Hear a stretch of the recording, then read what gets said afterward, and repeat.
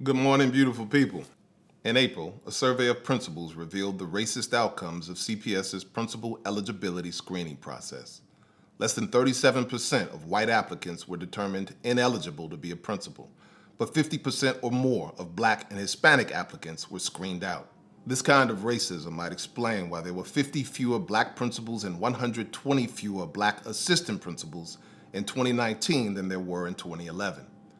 These numbers can't be blamed solely on the 2013 school closures because more than half of the loss of Black school leadership occurred before 2013 and after 2015.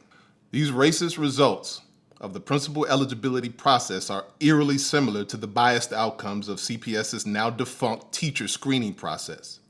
In October of 2016, CPS was compelled to shut that process down after a WBEZ Freedom of Information Act request revealed that it discriminated against Black and Hispanic teachers. While just 26% of white applicants were screened out, 42% of Hispanic applicants and 55% of Black applicants were denied eligibility to teach in CPS. When asked about this racist screening system, Dr. Jackson used a particular word, and she used that word twice, and that word was obviously. She said, and I quote, "Obviously, when we saw the data, it was troubling, which is why we sought to reverse that policy swiftly. Obviously, any type of practice where a minority is disproportionately impacted, we want to shut that down quickly," unquote. It has been 2 months since I informed this board and Dr. Jackson that your principal eligibility screening policy has the same racist outcomes as the now defunct teacher screening policy. Yet the board and district management don't have the same sense of urgency to shut that injustice down, the one being done to principals, not the sense of urgency that it had when that same injustice was perpetrated on our teachers.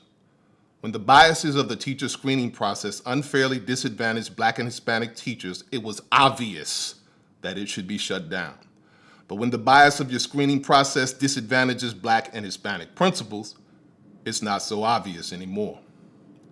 As I reported to you last month, 2/3 of principals indicated they were either not satisfied or actively dissatisfied with the leadership of our outgoing CEO.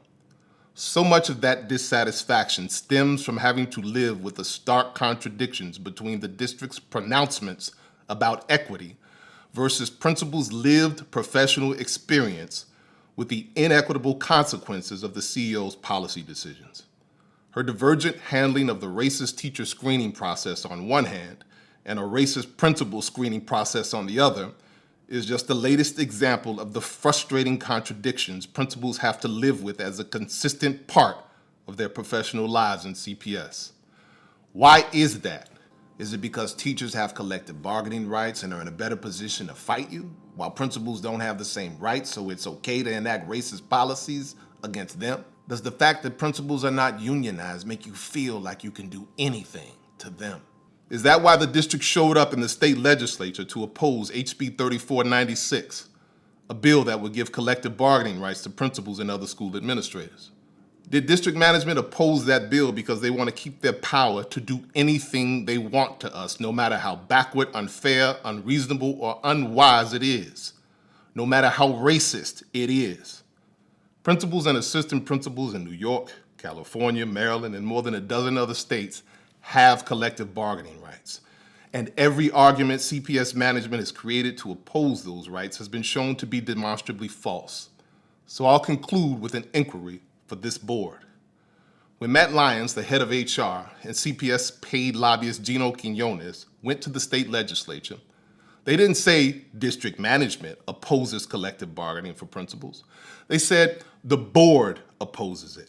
I appreciate the opportunity to testify on behalf of Chicago Public Schools on House Bill 3496. The Chicago Board of Education, Chicago Public Schools opposes the bill as amended. So I've come here today to ask you two things. First, will this board commit to ending this racist principal screening policy the same way it ended a similarly racist screening policy for teachers? And second, do the members of this board oppose collective bargaining rights for principals? Rights that could strengthen principals' ability to stop district management from making these kinds of policy mistakes in the first place. I'm asking because management is telling state legislators and the governor that you, the board, oppose those rights. But I'm not aware of any vote or even consultation with this board regarding collective bargaining rights for principals and assistant principals. So again, the two questions are, will you end this racist principal screening system? And two, are you in fact opposed to collective bargaining for principals and other school supervisors? A response would be appreciated.